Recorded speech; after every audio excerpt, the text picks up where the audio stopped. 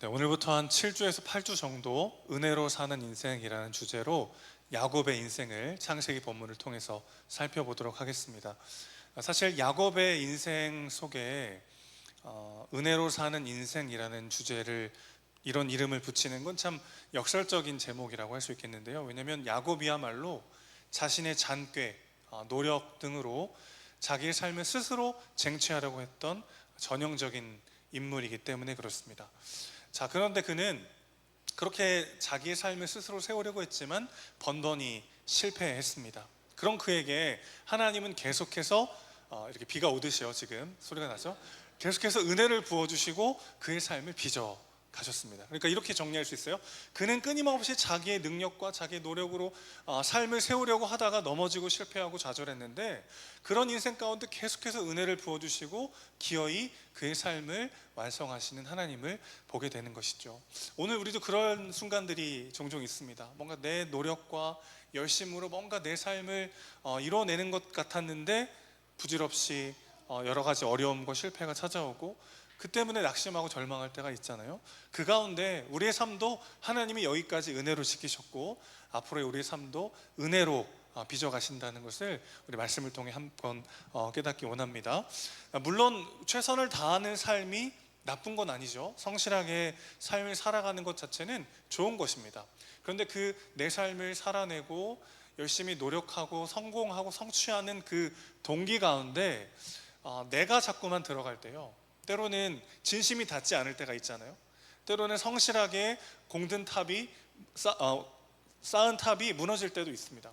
밤새도록 수고했지만 이룬 것이 없는 상황도 있는 거죠. 그럴 때 다시 일어설 수 있는 힘은 우리가 은혜 안에 있다는 것을 기억해야만 한다는 것입니다. 그래서 오늘은요, 본문 강해보다는 전체적인 총론을 좀 다루고자 합니다. 야곱의 집안의 이야기를 좀 하면서 하나님께서 어떻게 이들을 선택하셨고 어떻게 부르셨는지 말씀을 함께 나눠보도록 하겠습니다. 여러분, 어떤 선택을 하실 때 주저함 없이 바로바로 선택을 하시는 편인가요? 아니면 신중하게 고민하고 결정하시는 편인가요? 사안마다 다르겠죠, 그렇죠? 어떤 사안이냐에 따라서 다르겠는데, 예를 들어서 점심에 짜장을 먹을 건가 짬뽕을 먹을 건가, 그걸 막 3일간 금식하면서 오래도록 고민하고 기도하면서 결정하시는 분 없을 거예요. 그냥 그때 먹고 싶은 걸 먹겠죠. 그런데 이직을 할 것인가 말 것인가, 이사를 할 것인가 말 것인가, 이런 부분은 굉장히 많이 고민하고 기도하고 하는 것이죠. 그러니까 어떤 사안이냐에 따라서 저마다의 선택의 기준이 있을 수 있겠습니다. 점심 메뉴를 선택하는 데는 그냥 그날 끌리는 거 먹으면 되겠지만, 이사 같은 경우에는 어디가 자녀 교육을 위해서 더 좋을까라든지, 또 좋은 주거 환경이나 내 커리어를 위해서 어디가 더 좋을까, 이런 고민들과 나름의 기준을 가지고 결정하게 되잖아요. 그런데 오늘 하나님께서는 에서와 야곱 중에 야곱을 선택하시는데, 아직 그들이 태어나지도 않았을 때, 아직 태어나지도 않았을 때 그들 중에 야곱을 선택하십니다. 복중에 서로 쌍둥이가 싸우기 시작했어요. 이삭이 결혼하고 한동안 아이를 갖지 못했는데 갖자마자 쌍둥이가 임신이 된 겁니다. 근데 이 녀석들이 막 복중에서 서로 싸우는 거예요. 싸웠다고 해봤자 뱃속에서 막 권투하고 그러진 않았을 거 아닙니까? 막 엄마 배를 막 누르고 막 난리가 난 거죠. 그래서 어떻게 하면 좋을까 이제 하나님을 찾아가서 기도를 합니다. 그때 하나님이 이렇게 말씀하세요. 23절 같이 한번 볼까요? 23절 말씀을 보시면 하나님께서 에서가 아니라 야곱을 선택하십니다. 같이 한번 읽어보겠습니다. 시작. 여호와께서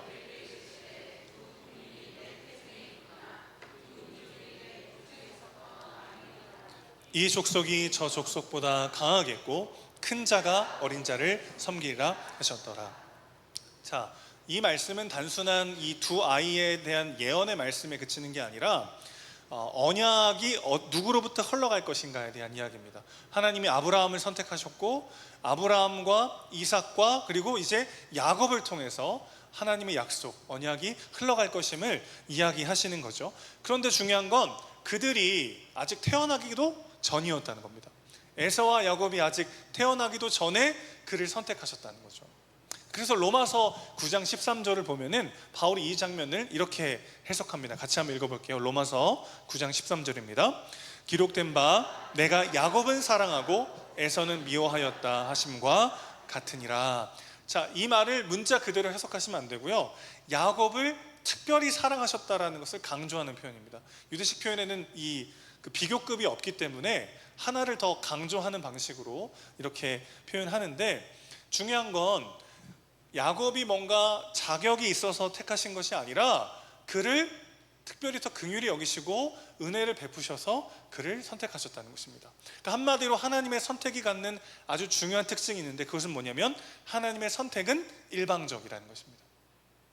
사실 아브라함과 이삭, 야곱으로 이어지는 이 언약의 계보를 보면 하나같이 그들이 뭔가 자격이 있고 그들이 뭔가 조건을 갖춰서 하나님이 부르신 게 아니라는 것을 알게 됩니다.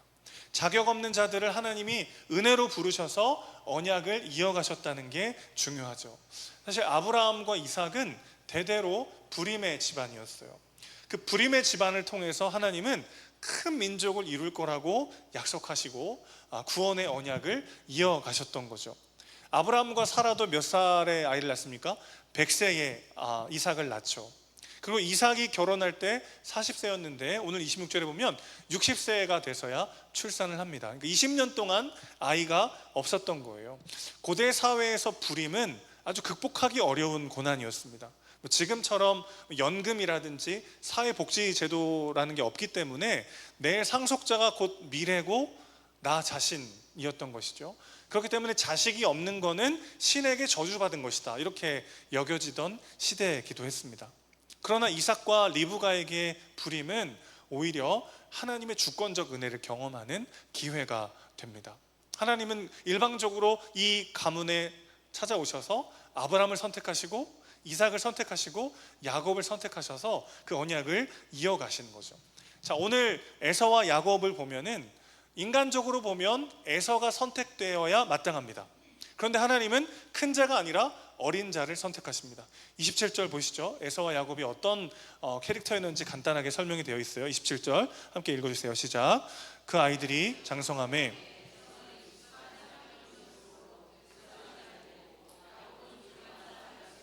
장막에 거주하니. 여러분, 오늘의 문화로 이 본문을 해석해 보면 에서는 극이형이었구나, 밖에서 활동하는 거 좋아하고, 야곱은 I형이었구나, 이 정도로 해석할 수 있겠지만 고대 사회에서 이거는 굉장히 중요한 차이입니다. 고대 사회에서 한 집안을 책임지는 가장이자 상속자는 힘 있는 상남자여야 했어요. 몸에 좀 털이 좀 있고요, 사냥해서 언제든지 가정을 먹여 살릴 수 있는 힘과 능력을 가진 남자여야만 그 집안을 일으킬 수 있다라는 문화가 있었던 거죠. 그러니까 이 구절을 딱 읽었을 때 고대 사회 사람들은 당연히 누가 상속자가 돼야 된다고 생각했겠습니까? 에서인 거죠. 에서. 지금 기준에서 야곱은 전혀 문제가 되지 않아요. 집안에서 요리 좋아하고 조용히 사는 캐릭터인가 보다, 그냥 그렇게 해석할 수 있겠지만 고대 사회의 기준에서 야곱은 한 집안을 이끌 장자로는 부적합한 사람이었던 거죠. 에서가 모든 면에서 상속자가 되기에 적합한 사람이었습니다. 게다가 당시에는 아버지의 권한이 절대적이죠. 아버지가 다음 상속자를 지명하는 겁니다. 근데 아버지의 사랑과 신뢰를 한 몸에 받는 사람이 누구였냐면 야곱이 아니라 에서였죠. 에서. 이게 또 이제 나중에 우리 계속 살펴보겠습니다만은 그 집안의 큰 갈등이 되기도 합니다. 28절 보면 야곱은 에서가 사냥한 고기를 좋아함으로 그를 사랑했다 그랬습니다. 상속자는 족장, 즉 아버지의 선택이 절대적이죠. 그러나 하나님은 이삭의 족장 권한과 상관없이 야곱을 선택하십니다. 한마디로 야곱이 뭔가를 하기도 전에요, 있는 모습 그대로 은혜로 그를 부르셨다는 거죠. 자, 이게 왜 중요할까요? 이러한 하나님의 선택 방식 때문에 우리도 구원받았습니다. 우리가 어떤 자격이나 조건을 갖춰서가 아니라 은혜로 하나님이 우리를 부르셨다는 것이죠. 여러분, 만약에 우리가 구원받아 하나님의 자녀가 되는데 어떤 자격이나 조건을 갖춰야 한다면 우리는 두 가지 어려움에 처하게 됩니다. 첫 번째는 그 자격을 갖춰야 할 것 같은 두려움이 있고, 두 번째는 그것을 계속 잃어버리지 않아야 될 것 같은 두려움이 우리 안에 있는 거죠. 예를 들어 보겠습니다. 우리가 구원받으려면 외모가 출중해야 된다. 그럼 우리 은혜샘교회 성도님들 다 이제 통과하실 거예요. 다 이제 구원받는데 문제는 외모는 녹슬잖아요. 외모는 점점 후패해져 가죠. 겉사람은 후패해져 가고 속사람은 날로 새롭게 되는 게 우리들인데, 만약 어떤 기준과 자격과 조건으로 우리가 구원받는다라고 한다면 그것을 갖추기도 어렵지만 그것을 유지하는 것은 더 어렵습니다. 그렇기 때문에 어떤 자격과 조건을 통해서 우리가 구원받는다고 하면 언제나 우리는 두려움 속에 살아갈 수밖에 없는 것이죠. 제대로 그 삶을 영위하고 감사하며 누리지 못하게 된다는 것입니다. 근데 문제는 우리가 값없이 은혜로 구원받았기 때문에 그 은혜와 사랑이 얼마나 큰지를 제대로 다 누리지 못할 때가 많아요. 여러분, 그 똑같이 돈을 이제 얻을 때 내가 피땀 흘려 일한 돈과 우연히 그냥 값없이 주순 돈, 똑같은 돈이 아니잖아요. 돈은 돈인데 똑같은 돈이 아닙니다. 길 가다가 예를 들어서 5만 원을 주셨어요. 그러면 그거 언제 썼는지 모르게 다 써버립니다. 그런데 내가 열심히 피땀 흘려 번 돈은 막 쓰기가 아까워요. 하나님의 은혜와 사랑이 너무나도 큰데 그 사랑과 은혜를 우리가 값없이 받다 보니까 그것이 그냥 당연해지고 익숙해지고 그러면서 제대로 누리지 못할 때가 참 많은 것이죠. 그러나 우리가 늘 예배 시간 시작할 때마다 찬양하지만 당연한 건 아무것도 없고 이 모든 것이 하나님의 은혜인 줄로 믿습니다. 이번 주에 제가 주중에 이렇게 교회에 있는데 뭐 현수막도 달고 TV도 달고 이렇게 공사가 있었어요.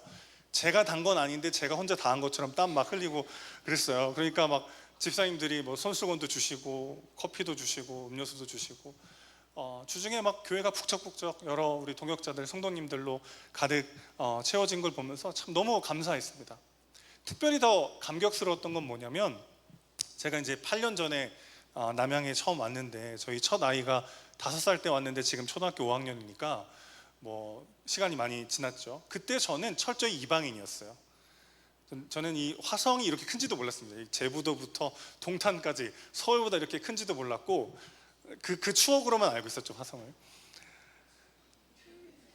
근데 이제 그러니까 아는 사람이 아무도 없는 거예요. 제가 이전 교회 이제 부임이 12월 31일이었는데 뭐 이렇게 이것저것 정리하다 보니까 11월부터 대광 1차 아파트 이사 와서 살게 된 거예요. 이렇게 사는데 정말 아는 사람이 한 명도 없는 겁니다. 한 명도. 근데 제가 그때 얼마나 세상을 몰랐냐면은 그 아파트에는 다 가스레인지가 다 있는 줄 알았어요. 근데 없더라고요. 그 문 열고 들어왔는데 가스레인지가 없어요. 그래서 저희 살림이 거의 그때 없었어가지고 애기 분유를 먹여야 되는데 분유 끓일 게 없는 거예요. 지금은 전화해가지고 심선희 기사님 저 그 포트 좀 갖다 주세요. 그럼 되는데 그때는 아는 사람이 아무도 없잖아요. 그래가지고 제가 이렇게 품에다 품고 전기장판에 이렇게 해가지고 애기 먹이고 그랬거든요. 저는 8년 전에 저는 남양 땅에서 철저히 이방인이었어요. 근데 지금은요 길 걸어가면은 하루에 뭐 몇 명씩 만나요. 아는 분들.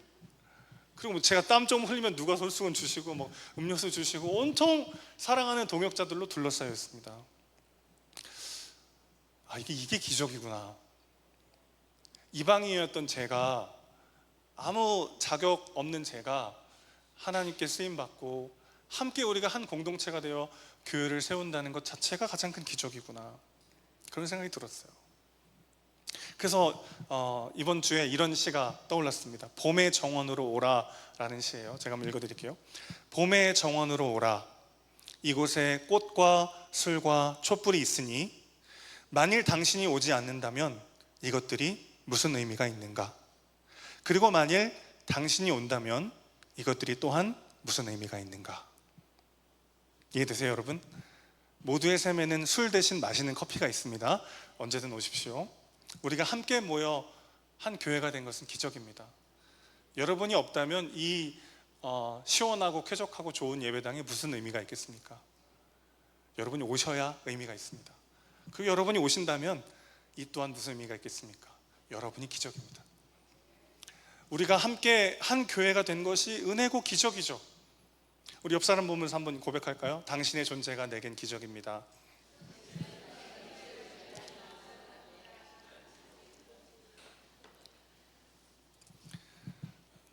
우리가 당연하게 누리는 일상과 우리의 모임, 그리고 하나 되어 공동체를 이뤄가는 이 모든 순간, 하나님의 전적인 은혜입니다.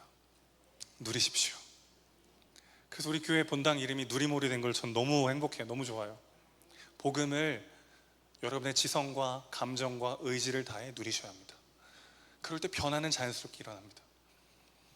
우리가 하나도 놓치지 않고 누렸으면 좋겠어요. 우리가 얼마나 전적인 하나님의 선택과 은혜를 받아 여기 있는가, 그 사랑을 누리는 우리가 되길 소망합니다. 사랑하는 성도 여러분, 하나님의 부르심에는 후회하심이 없습니다. 우리가 함께 모여 교회를 세우게 된 것은 전적인 하나님의 은혜요 특별한 부르심인 줄로 믿습니다. 자, 그런데 이런 하나님의 일방적인 선택이 누군가에겐 불이하게 느껴질 수 있을 거 아닙니까? 그런데 하나님의 일방적 선택이 불이하지 않은 이유가 있습니다. 두 가지로 한번 살펴볼게요. 첫 번째는 오늘 본문에 나오는 그 어떤 캐릭터도 자격 있는 사람은 아무도 없습니다. 이삭도 리브가도 에서도 야곱도 모두 하나님의 사랑과 은혜를 누릴 만한 그런 캐릭터들이 못 돼요. 한 명씩 한번 살펴볼까요? 이삭을 한번 보시죠. 그는 하나님의 말씀과 상관없이 에서를 편애합니다. 하나님께서 분명히 두 국민이 내 태중에 있고 그 중에 작은 자를 내가 선택하였다라고 말씀하셨음에도 불구하고 이삭은 고기를 좋아했나 봐요. 에서가 사냥해온 고기를 좋아해서 에서를 더 편애합니다. 그런데 사실 이삭은 그의 인생을 살펴보면요, 그의 인생의 전반부에는 믿음의 사람이요 순종의 사람이었어요. 여러분 기억하시죠? 아버지 아브라함이 어느 날 와가지고 이삭아, 아빠랑 저기 가서 좀 제사를 드리자. 그래서 열심히 갔어요. 3일 길을 열심히 갔는데 보니까 번제할 양이 없는 겁니다. 궁금할 거 아니에요? 그래서 아버지가 물어봤습니다. 아버지, 번제할 양이 어디 있나요? 너다, 너. 그렇게 얘기하진 않았고 하나님이 예배하실 거다. 그래 놓고는 꼭대기에 가서는 너라고 하는 거예요. 그때 여러분 이미 이삭은 팔팔한 청소년 청년의 몸이고 아버지 아브라함은 노인이에요, 노인. 그러니까 이삭이 싫어요 하고 도망가면 따라갈 수가 없는 거예요, 아버지가. 근데 그때 아버지의 말을 듣고 하나님을 믿고 아버지를 믿고 이삭은 순종합니다. 어마어마한 순종이에요. 그는 아버지를 통해 주셨던 하나님의 말씀이면 충분했습니다. 순종의 사람이었어요. 그리고 그의 인생의 중반부는 어땠습니까? 초반에 말씀드렸지만 결혼해서 20년 동안 아이가 없었어요. 아버지 아브라함은 그걸 못 견디고 결국 후처를 얻어서 인간적인 방법으로 아이를 낳고 그게 또 엄청난 갈등을 불러일으킵니다. 그런데 이삭은 끝까지 기다립니다. 끝까지 기도함으로 하나님의 일하심을 결국 경험했던 사람이 이삭이에요. 문제는 그의 인생의 초반부와 중반부는 순종의 사람이요 기다림의 사람이요 기도의 사람이었던 이삭이 어느 순간부터 하나님의 말씀 따위는 전혀 중요하지 않고 내가 좋아하는 것에 집중해 있는 그런 비참한 인생이 되고 말았다는 것입니다. 여러분, 열심히 헌신하고 난 다음에는 오히려 우리 안에 뭐가 생기냐면 이제 내가 이 정도는 누려도 된다라고 하는 자기 합리화가 꼽히기 시작합니다. 그래서 과거에 하나님을 깊이 경험하면 경험할수록 내가 열심히 하나님께 헌신하고 순종하는 삶을 살면 살수록 우리가 어떤 착각이 올라오냐면 오늘 기도하지 않아도 살 수 있을 것 같은 착각이 올라와요. 오늘 말씀의 공급과 하나님이 부어주시는 은혜 없이도 마치 내 삶을 살아갈 수 있을 것 같은 신앙적 착각이 우리 안에 가득할 때가 있다는 것이죠. 이삭의 삶이 그와 같았습니다. 그의 인생의 전반부와 중반부는 위대한 순종의 사람이었고 기도의 사람이었고 하나님과 동행하는 사람이었어요. 그런데 그가 어느 순간 자기의 욕망과 자기의 욕심과 내 만족에 집중하여 아들들을 편애하는 그런 사람이 되고 말았습니다. 그의 과거가 깊이 있게 하나님을 경험했던 것과 상관없이 오늘 어느 순간부터 하나님으로부터 멀어져 있는데도 불구하고 그것을 인지하지 못하고 있는 이삭의 모습이 보이는 것이죠. 리브가는 어떻습니까? 그녀는 야곱을 사랑했어요. 야곱에게 하나님의 언약이 흘러가야 된다는 것을 그녀는 인정했습니다. 하지만 하나님의 약속을 신뢰하고 기다리지 않았어요. 자신만의 방법으로 야곱이 아버지와 형을 속여서 축복을 빼앗는데 적극적으로 일조합니다. 그녀 또한 사실은 제대로 된 하나님의 은혜를 누리기에 자격이 없는 것이죠. 에서는 어떻습니까? 당장의 배고픔을 해결하기 위해서 장자권을 가볍게 여깁니다. 그 원숭이도 나무에서 떨어질 때가 있다고 엄청나게 실력 있는 사냥꾼인데 그날따라 하루 종일 한 마리도 못 잡았나 봐요.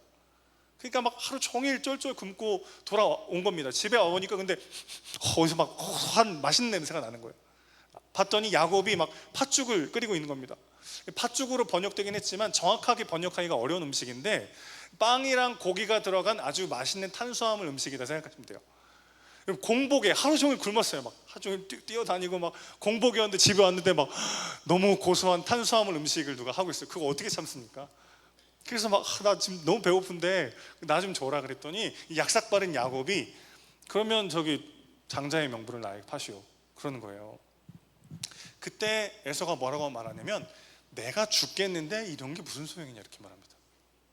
지금 에서의 마음은 어디에 향해 있어요? 오늘 현실의 배고픔과 문제에 철저히 시선과 마음이 뺏기고 있죠. 하나님께서 그런 삶을 어떻게 사용하시고 어떻게 인도하시고 어떻게 함께 하시는가 따위는 중요하지 않아요. 오늘 당장 이 문제가 해결되어야만 내 인생을 풀어나갈 수 있을 것 같은 그런 조급함에 빠져 있습니다. 34절 보시면 창세기 나레이터는 에서가 장자의 명분을 가볍게 여겼기 때문이다라고 기록하고 있습니다. 장자의 명분이라는 건 뭐냐면요, 다른 형제보다 2배의 상속을 받을 수 있는 권한이 있고 다른 형제들에 대한 통치권을 얻는 거죠. 또 한 가지는 이때는 뭐 성막이나 교회가 없잖아요. 그래서 여호와 하나님께 예배하고 제사하는 일을 주관하는 역할을 맡았습니다. 지금 그 명분을 가벼이 여기고 있다는 건 뭐예요? 하나님과의 관계를 그렇게 중요하게 생각하고 있지 않다는 거죠. 그 또한 언약의 계승자가 되기에는 한없이 부족한 사람이었습니다. 야곱은 어떻죠? 오늘의 주인공 마지막 야곱은 어때요? 그는 일단 장자권이 얼마나 중요한지는 알고 있어요. 적어도 이 부분에 있어서는 에서보다는 낫다고 할 수 있겠습니다. 그런데 그는 자기 꾀로 그것을 빼앗을 수 있을 것이라고 여기고 있어요. 야곱 또한 하나님의 약속을 신실하게 기다리지 못하고 자기의 힘으로 그것을 쟁취하려고 하고 있는 거죠. 내 존재 가치와 삶의 의미가 굉장히 희미하게 느껴지고 무가치한 인생으로 흘러가고 있는 것처럼 여겨질 때 하나님께서 그런 나를 어떻게 사용하기 원하시고 이런 나의 삶을 어떻게 인도하기 원하신가에 집중하기보다는 내 힘과 내 노력으로 내 삶을 스스로 쟁취하려고 하는 야곱의 삶의 방식이 여기에도 녹아 있는 것이죠. 하나님의 선하신 뜻을 성취하기 위해서 기다리기보다는 속임수를 쓰고 자신의 노력을 과신하다가 야곱은 자신의 이름의 명예를 얼룩지게 만들고 맙니다.